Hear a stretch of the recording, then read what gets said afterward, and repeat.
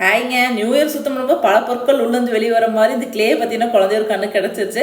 கிளேயும் காயமாக தான் சுற்றிட்டு இருக்கா அப்படிங்க. மம்மி உங்களுக்கு என்ன செஞ்சு தருதுன்னு கேட்டேன். அப்படி கண்ணு என்கிட்ட இருக்க கொஞ்சம் கலரில் வச்சு சொல்லுங்க அப்படின்னு. அப்படி சரின்னு சொல்லிட்டு அந்த எல்லோ கலர் இருக்குல்லங்கண்ணா அதை வச்சு ஃப்ரெஞ்ச் ஃப்ரைஸ் பண்ணி கொடுக்கணும் அப்படின்னாங்க. சரின்னு சொல்லிட்டு செஞ்சு கொடுத்தோங்க. நானும் குழந்தையும் சேர்ந்தா பார்த்தீங்கன்னா ஃப்ளவர் செஞ்சோம்.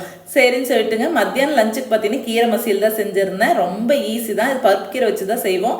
டக்குன்னு செஞ்சிடலாங்க. வாங்க எப்படி செய்வோன்னு பார்த்துருவோம். அதுக்கு பார்த்தீங்கன்னா ஒரு 1/4 கப் துவரம் பருப்பு, 1/4 கப் பாசிப்பருப்பு ரெண்டு ஒன்றா போட்டுங்க கழுவி எடுத்துட்டு குக்கரில் மாற்றிட்டு அது கூட பார்த்தீங்கன்னா தக்காளி பழம் தூக்கலாக போட்டுக்கோங்க, புளி சேர்க்காதனால. அதுக்கப்புறம் வெள்ளை பூண்டு, பச்சை மிளகா, கொஞ்சம் மஞ்சத்தூள், கொஞ்சம் விளக்கெண்ணெய் விட்டு ஒரு 3 விசில் விட்டு எடுத்துக்கோங்க. அதுக்கப்புறம் பார்த்தீங்கன்னா தேவையான சாம்பார் தூள் போட்டுக்கோங்க காரத்துக்கு தகுந்த மாதிரி. அதுக்கப்புறம் நல்லா கழுவி வச்சு பருப்பு கீரையும் போட்டுங்க, உப்பையும் போட்டு கொஞ்சம் தேவைப்பட்ட தண்ணி விடுங்க. இல்லாட்டி ரொம்ப தண்ணி விட்டீங்கன்னா குழம்பு சலசலன்னு ஆயிரும். அதுக்கப்புறம் தாளிப்பு கொடுத்தீங்கன்னா சூப்பரான கீரை மசியல் தயாருங்க. இதுக்கு வந்து சின்ன வெங்காயம் சேர்த்து தாளிப்பு கொடுங்க, ரொம்ப நல்லாயிருக்கும். நான் பெரிய வெங்காயம் தான் சேர்த்துனேன்.